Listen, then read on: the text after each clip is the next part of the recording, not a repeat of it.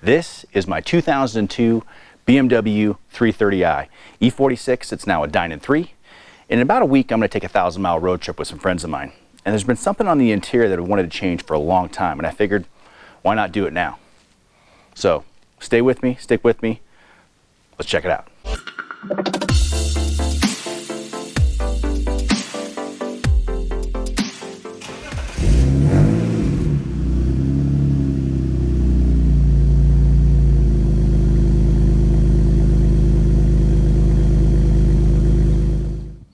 Okay, you guys see this wood trim in here? That's what we're going to tackle today. This is a myrtle wood trim, which was a pretty nice option from the factory. But I've always wanted the cube trim, and I'll show a picture of that on screen. But the cube trim, if you want to get a new one, it's like anywhere between $1,300 and $1,400, or sometimes $1,800, and that's crazy for a trim kit. So what we're going to do today is remove all the trim pieces, and we're going to vinyl wrap it with some matte carbon fiber. So I've got that door over there, the front dash strip, the gear shift over here, and then we've got one of those in each one of the doors. So that's what we're going to tackle. All right, so this is what I got. I bought 2 rolls, 4 feet by 1 foot of the 3M matte carbon fiber. Let me hold it up to the camera for you.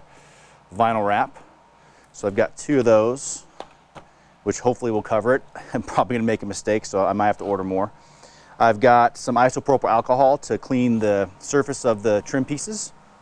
Some towels, microfiber towel just to wipe stuff up with. An X-Acto knife for trimming. Hair dryer to heat this up. By the way, this stuff comes rolled up, and Amazon ended up packing this, both of these on the bottom of a box that had like heavy stuff on top of it. So when I got it, the roll was squished. It's been about 90 degrees here for the last few days. So these have been sitting outside, not in the sun, but just outside where it's warm. They've laid down pretty good. And I think once we apply some heat, this won't be a problem. So again, I've got the hair dryer for applying heat. You can also, from what I understand, use a heat gun, but I'm not a pro and I'd probably melt something myself, the trim pieces, the vinyl. I just don't trust myself.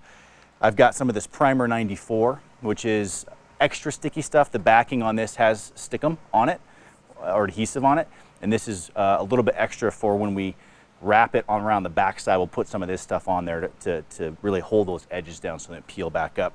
So I've got 5 sticks of those. These are single-use, one-use things. And then I already had these guys, which is kind of like vinyl or sticker type stuff, which I've already got. So ultimately, these were about 23 bucks a piece, so you're looking at $46 for that. And I think these were, $5 or $6 for the package and everything else I had. So that's why it's right around 50 bucks or so, as opposed to, like I mentioned before, $1,800, $1,200, $1,800 bucks. So we'll give it a go and see. So this is what I got. Let's go rip the stuff out of the car, bring it over to the table, and see if we can't at least make this look halfway decent. We'll find out.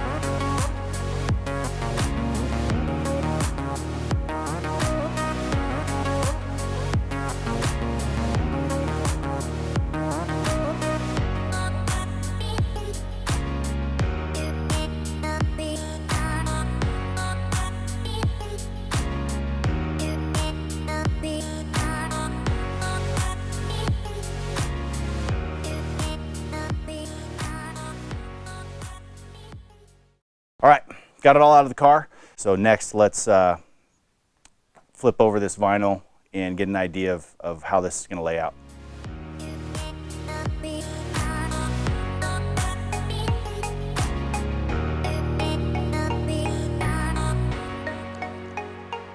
Okay, glad I got 2 pieces. So what I think I might do here is do one piece at a time. I just want to get an idea of how much extra I'd have or wouldn't have. From what I understand, you want to leave, you know, 1/4 inch, maybe 1/2 inch around all this stuff so you can fold it over and wrap it up. And the one thing that's really important actually is the junction between this piece and this piece. And you're looking at it upside down. So these two pieces, these are the dash pieces. And so when these two things go together, I want that carbon to match up as close as possible.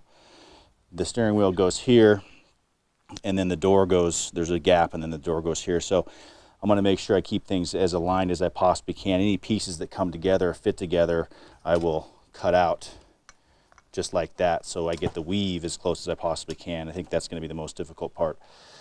So I think I'm going to start with the rear doors because they're the smallest and they'll be out of the way. And so if I'm going to screw up, I'd rather screw up there. I don't need to worry about any alignment with anything else. So let's start with these rear pieces one at a time and see how it goes.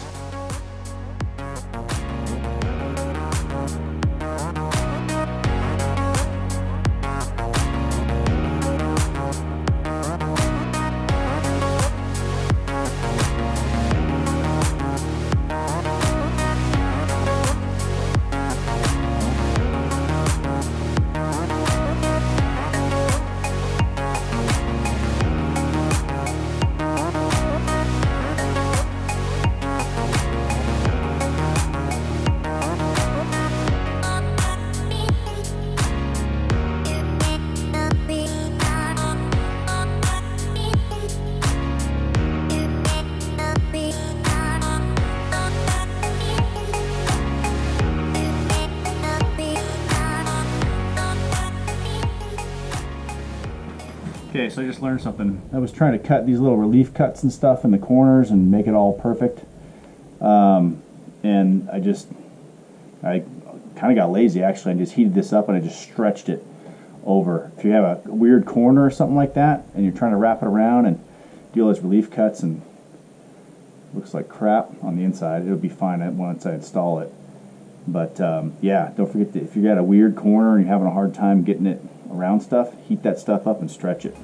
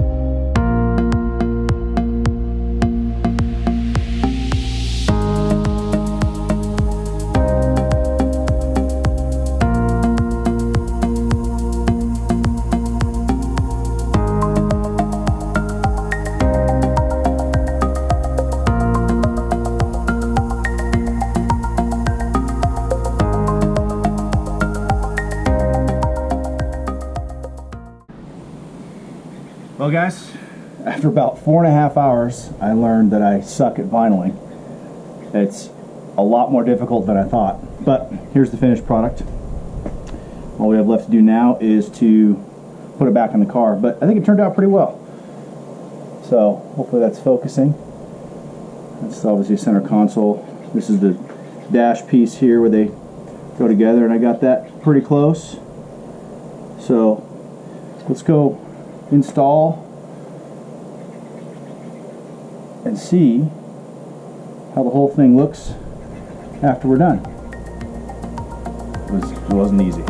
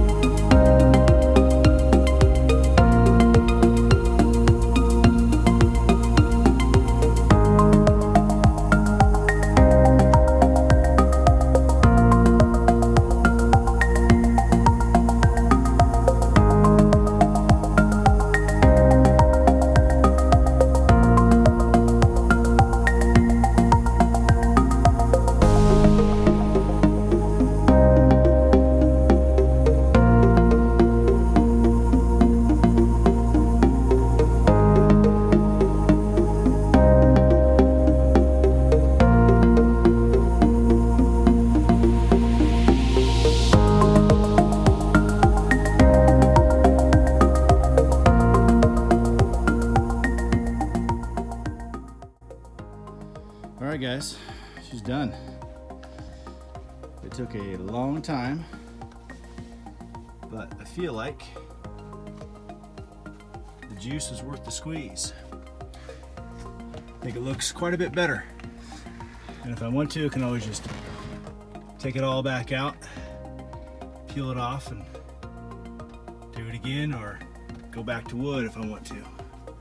So, thanks for watching. That was not easy. So, hope you guys enjoyed it. Center console.